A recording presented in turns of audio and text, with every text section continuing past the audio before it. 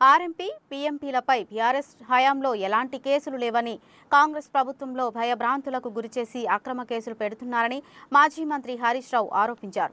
మేనిఫెస్టోలో ట్రైనింగ్ ఇచ్చి సర్టిఫికెట్ ఇస్తామని హామీ ఇచ్చిన కాంగ్రెస్ నాయకులు ఇప్పుడు రోడ్లపైకి తెస్తున్నారని ఆగ్రహం వ్యక్తం చేశారు. ఆర్ఎంపీ పీఎంపీలపై ఆరోగ్య శాఖ అధికారుల వేధింపులను ఆపాలని డిమాండ్ చేశారు.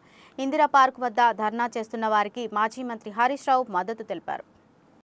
తమ్ముడు ఎర్రల శ్రీనివాస్ గారికి, గౌరవనీయులు సీనియర్ అందరికీ పేరు పేరున నమస్కారం.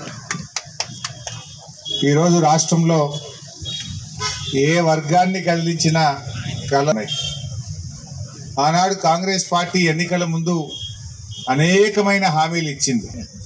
అట్లా కూడా నమ్మటట్లేరని రాహుల్ గాంధీని హైదరాబాద్ తీసుకొచ్చి ఈ గ్యారంటీలు అమలు చేసే బాధ్యత నాదే అని చెప్పి మాటిప్పించింది.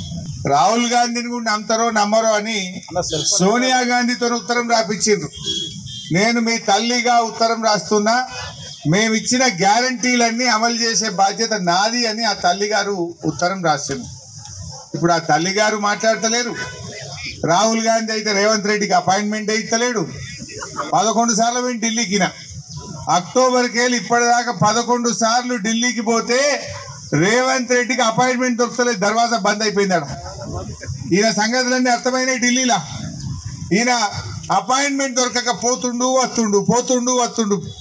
అంతకు మించి ఢిల్లీలో మాత్రం రాహుల్తో మాట్లాడి అంటున్నాడు. నువ్వు ఫోన్ చేసి చూయించుకున్నావంటేనే నీ ఇజ్జత్ పోయినట్టే లెక్క, నీ పచారా లేనట్టే లెక్క.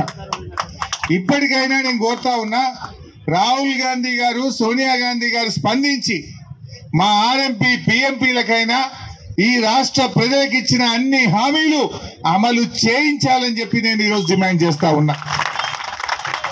ముఖ్యంగా మీకు తెలుసు, బీఆర్ఎస్ ప్రభుత్వం ఉన్నప్పుడు ఆర్ఎంపీ పీఎంపీల మీద అక్రమ కేసులు లేవు, పోలీస్ కేసులు లేవు, దాడులు లేవు, మిమ్మల్ని అన్యాయంగా జైళ్లలో పెట్టిన పరిస్థితి లేదు.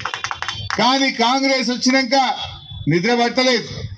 ఏ రాత్రి ఎవడొస్తాడో, ఏం కేసు పెట్టాడో, జైల్లో నూకుతాడో, పోలీస్ కేసులు పెట్టారో వాళ్ళని జీబులలో వేసి ఊరంతా తిప్పుతున్నారు. మీ ఆర్ఎంపీలను జీబులలో వేసి జిల్లా అంతా తిప్పుతున్నారు, భయభ్రాంతులకు గురి చేస్తున్నారు, అక్రమ కేసులు పెట్టి రోజుల తరబడి జైళ్లలో పెట్టి ఇవాళ వేధిస్తున్నటువంటి పరిస్థితి ఉన్నది. మీ మేనిఫెస్టోలో ఏం చెప్పారు? ట్రైనింగ్ ఇస్తాం, సర్టిఫికేట్లు ఇస్తామని చెప్పారు. దాన్ని ఎందుకు అమలు చేయడం లేదు? ట్రైనింగ్ ఇచ్చుడు మాట దేవుడు ఎరుగు, కేసులు పెట్టి కనీసం ఉన్న బతుకు తెరువు లేకుండా పిల్లలకు దూరం చేస్తున్న పరిస్థితి ఉన్నది. ఇలా ఆర్ఎంపీలు కూడా ఆత్మహత్యలు చేసుకునే పరిస్థితి తెస్తా ఉన్నారు. ఆర్ఎంపీలను రోడ్ల మీద తెచ్చే పరిస్థితి తెస్తా ఉన్నారు.